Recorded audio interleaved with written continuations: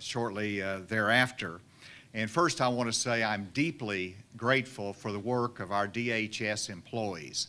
Over the last year, you have been on the front line. You kept our state moving, both in terms of health care, child welfare, casework. You continued on day in and day out doing the work that is absolutely necessary, and I thank you for that. And one of the things you worked on, of course, with the leadership team and with the General Assembly was the initiative that we call Our Home. And first, I want to talk about the timeline for the Our Home initiative and to announce that we are prepared to submit the waiver application to the Biden administration on July 14th. And that is after a long effort, working with the General Assembly, seeking the authorization. And there's some steps that we have to go through to get there. And I want to review that first. If you go to the timeline, you'll see that we've already begun the state public comments, and that we'll have 2 public hearings in reference to hear the public on their comments about it. And then on July 14th, we will submit the Our Home application to the Biden administration. They will then have to do another federal notice and ask for comments from a federal perspective. And then we will, once we get their approval, which we hope to have in November or December, which is actually critical, because you have to understand that without approval of this waiver, then the current waiver ends December 31st. So this has to be approved in some form in order for the expanded health care that we have in Arkansas to be available. And so, of course, January 1, 2022, we expect Our Home to be live and be serving the people of this state. Just to refresh a little bit on history, we had the private option, we had Arkansas Works, and now Our Home. And every year, it was predictable that it would be extraordinarily controversial as it went through the legislature. Well, this year, we did not have the same controversy. We did not have the same number of votes. It was accepted by the General Assembly, the authorization, so that we can pursue this waiver. And the reason this year was different was because of the work of Senator Missy Irvin, who is here, and Representative Michelle Gray, who can't be here today. But I want to recognize both of them because it was their constant work with Secretary Gillespie and her team to fine-tune the approach that we have. And the new approach that we have sends the message that we are serious about the health care of Arkansans. We are serious about improving their health. And we are tired of being low in the totem pole, low in terms of the state rankings on health outcomes. We want to improve those in every area, and this was driven by Senator Irvin and Representative Gray and the General Assembly. And while the uniqueness of the Arkansas Medicaid Expansion Program is commercial insurance that covers the expanded Medicaid recipients, we are adding a new ingredient to that insurance coverage, and that is a new approach to improve the health of all Arkansans. The new Our Home program challenges the health plans of the insurance carriers to do more. The nature of a health insurance company is to provide access to care and protect against unforeseen financial costs. Our Home adds a third dimension to the role of health insurance plans. The new role is to work with their members to help them to get healthy and to stay healthy. And if we can accomplish that, we're going to be lowering costs, we're going to be improving the quality of life, and we're going to be justifying this investment of the taxpayers. The health improvement is now a defined responsibility of the qualified health insurance provider. Defined responsibility of health improvement. And so we will continue to work with the General Assembly over the life of the waiver to set goals, specific outcomes that we want in health improvements for Arkansans. This will be done through incentives for the members to increase their employment, their education, their training. The state will make training and other assistance available to lift members out of poverty and into work. That is the objective, better health outcomes, and part of better health outcomes is a better economic future as well. Why is all of this important? It is important because it is well documented that simply living in a rural area increases the risk of poor health.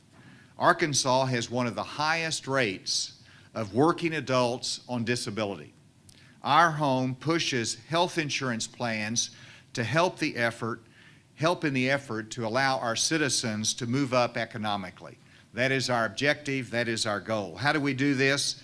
If we look at the next graph, this outlines some of the improved health outcomes and how we're going to achieve those goals. You can see that we're going to concentrate on maternal life, where we can work to establish birthing hospitals and better home visiting programs that are in those birthing hospitals, where we can have assistance for mom and baby to reduce the instances of child abuse, neglect, and other domestic violence, and promote school readiness and economic independence. But it's also about partnering with our rural community hospitals to increase their engagement in improving health of the citizens in their communities. And that could be from food insecurity issues or instability related to shelter and work. It could be substance abuse counseling that is needed. It could be mental health that's an issue that we need the local community hospital to assist in those outcomes and to provide assistance to them. And so the rural community hospitals will play a very important role in us achieving success. Our home will pay rural hospitals to recruit and train coaches or peer specialists to engage our home members one-on-one. It will help pay the costs of crisis mental health services by operating acute crisis units. That will be supplemental to the crisis stabilization units that the legislature created, that we have 4 of those pilots. This will be an addition that will allow those mental health services to be available in some of our more rural communities. And we also have a web-based tool that has been separately announced, Ready for Life, that will help low-income Arkansans find worker training opportunities and assistance and ultimately a job. And so this effort in health outcomes also ties in to employment opportunities and training through the Ready for Life initiative. The goal is to move out of poverty and into independence and better health. The General Assembly has done its job, and now we need to win approval from the Biden administration. I already have a trip planned after July 14th to meet with the administration and help to advocate for the waiver that we have requested. And so with that, I'll take questions a little bit later, and Secretary Gillespie will be available if we have questions to her on that particular topic. But I also wanted to recognize Secretary Amy Fetcher and Secretary Mike Preston, 2 important members of my cabinet that have joined together and to help me to create an Arkansas Cyber Advisory Council. And that's my second announcement today, that we are all aware of what we've seen in our nation through the Colonial Pipeline ransomware attack. We've all been aware of the challenge we face with the JBS, the meatpacking cyber attack on that meat processor that alerted us to the risk in our agricultural community from cyber attacks. But in addition, governments and public entities are vulnerable as well. We've seen a 1,400% increase in each of the last 2 years in cyber attacks against public entities. Now, that includes the state, that includes municipalities, and we are vulnerable and we have to improve our security. We have done that in my administration. We've invested more in cyber protection, in enhancing our security and our systems, but we have to do more, and it has to be coordinated at the highest level, and that's the reason for this Cyber Advisory Council that I'm creating by executive order that I will sign today. It designates Jonathan Askins, who is here, Jonathan, who is our Director of the Division of Information Services. He will be chair of this advisory council. And it will also include Mike Preston, of course, Department of Commerce, Jamie Cook, Department of Public Safety. Secretary Gillespie will be on there because at DHS there's an enormous amount of data that has to be protected, and her voice is important. Emergency Management will be on there, Kendall Penn, the Arkansas Military Department, and Johnny Key, Secretary of Education, and others that you will see. The mission of this advisory council is to help give us a roadmap as to what are the best practices in state government with the American Rescue Plan money that we have available that specifically includes investment in cybersecurity. This advisory council will be making recommendations in regards to the investments that we need as a state to protect our systems, to protect our information. They will identify future tasks and goals, will be making recommendations as they go along the way. And so this is a second important initiative that I wanted to announce today. And then finally, I cannot end without commenting on our cases. Secretary Romero is here. If we just put up the chart, you'll see that bottom line is we had 302 cases. They're always up on Tuesday. You look at our hospitalizations, is just up one. The active cases is up about 109. But what I always look at now is the vaccinations, because all of the other statistics can be controlled by how we're doing getting vaccinated. And I love the storyline behind me. I believe, Secretary Gillespie, these are members of your team here that have put their testimony up there as to why it was important for them to get vaccinated. And that's the kind of messaging that is important. We had 6,500 doses given out in the last 24 hours, which is pretty good. And I'm starting to see a correlation between active cases and people getting vaccinated. It's just human nature. As you see a threat, more people get vaccinated. They want to protect them in the future. And so we got to catch up, and I hope that that will continue to increase. With that, again, Secretary Gillespie, thank you for your hospitality today, and with that, we'll take any questions. On the Our Home waiver, I know you said that you're going to Washington, talk with the Biden administration. Ahead of that, have you gotten any indication from them how open they are, or if there are any areas of concern that they have with the waiver?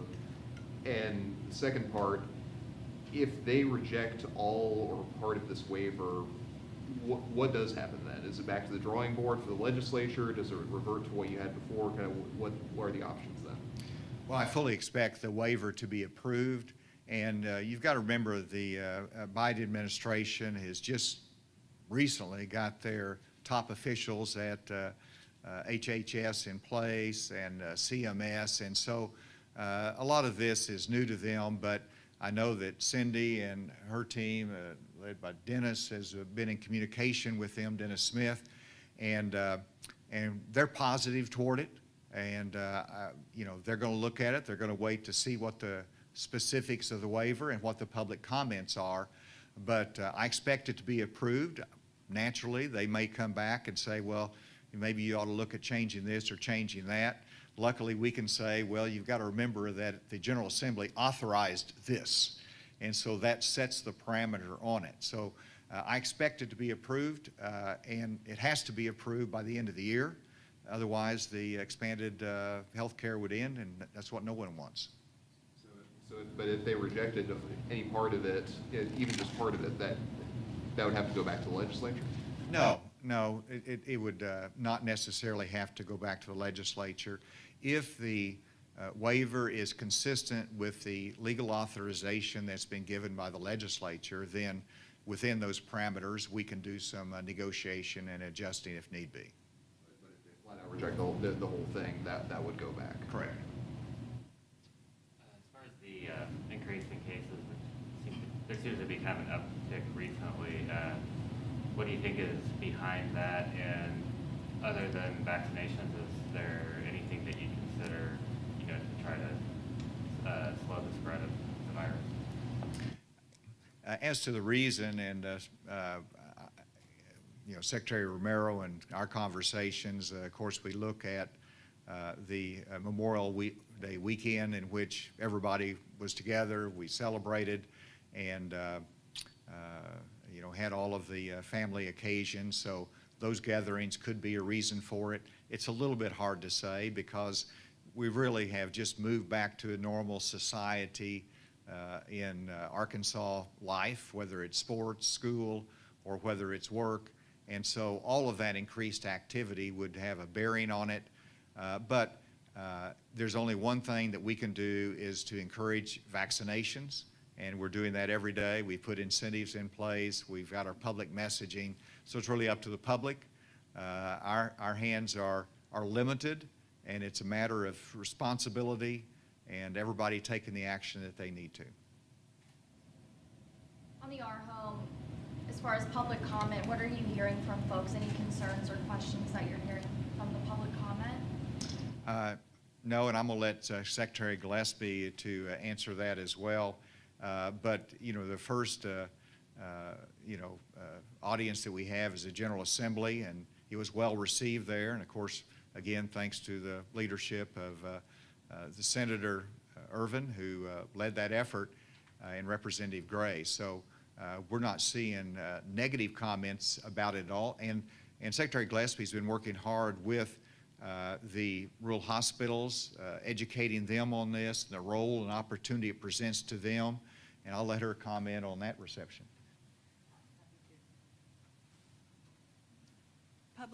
Public comment started on Sunday, so we are at the very early stages of it. So we haven't been getting the formal public comments back yet, but we have been holding meetings with different stakeholder groups, whether it's the hospitals, whether it's advocates for children, there was a meeting on Saturday with the AMDPA, the Minority Doctors and Dentists organizations. So far, really excellent response to what we're doing, and people seem very comfortable with the direction we're going. It's genuinely, people are excited that we're really focused on driving health improvement and that we're focusing in on the health of children and babies. And so we're not hearing anything negative so far. And I invite Senator Irvin to comment on what she's hearing about the plan. Thank you, Governor. Thank you again for inviting me to come and speak and really celebrate the folks at DHS for all of the work that they did. It was tremendous, and working in partnership with us in the legislature. This was a year-long effort, or more. But to your question specifically, so many of those conversations happened in the development of the legislation, and I think really it's now just implementing this big dream we have to utilize this program to really drive outcomes and make sure that we can do all we can to bear the full strength of government assistance that's already available to many of our citizens through this program to help improve their circumstances. And particularly in the maternal Life 360 home is just to try to prevent those premature births or those low weight birth babies, and to get prenatal care and get them connected and give the resources available to them so that we can not just help the mother's opportunity, but also that unborn baby's chances of a more successful and healthier life if they get the right prenatal care. That's just an example of that one. But I think there's just a lot of dreams going on about how we can accomplish this, but I will just say it's been a great conversation and dialogue with our hospitals, and those are going to be all size hospitals. Your rural hospitals will be engaged in the Rural Life 360 homes and the Success Life 360 homes, and the maternal ones will be your birthing hospitals, which will be your bigger hospitals, and then the Success one will be in urban areas and rural areas. So it's just a ongoing conversation and dialogue and intense work of partnering with those hospitals and all those entities that can kind of come together to help solve the problems and to achieve the model that we put forward, which will then meet those goals of driving those health outcomes and improvements for Arkansas. And that's what we're interested in, and that's an accountability for those taxpayer dollars we're spending. We want to make sure we're justified in spending them and that we have results because of the spend. And so that's what the programs aim to do. But it's exciting. I'm so excited to have been a part of it, and I think the legislature is really, really proud of it. Thank you. Teachers are expressing concerns about the potential insurance hikes that they're facing right now, and they've been calling on legislature or they've been calling on the state to set aside $70 million rather than the $35 million to fill that shortfall. Why is that not being looked at as an option, or is that being looked at right now? Well, all the options were considered by the Board of Finance, which has been assigned the responsibility for reviewing the health insurance plans for state employees and teachers, and to make recommendations on it. And so this is a recommendation coming out of there.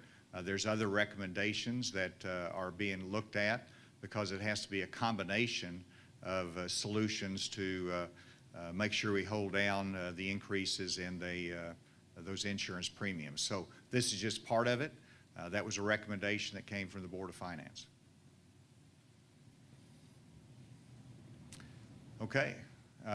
With that, thank you all for being here today, your attention to this, and have a great day. Thank you.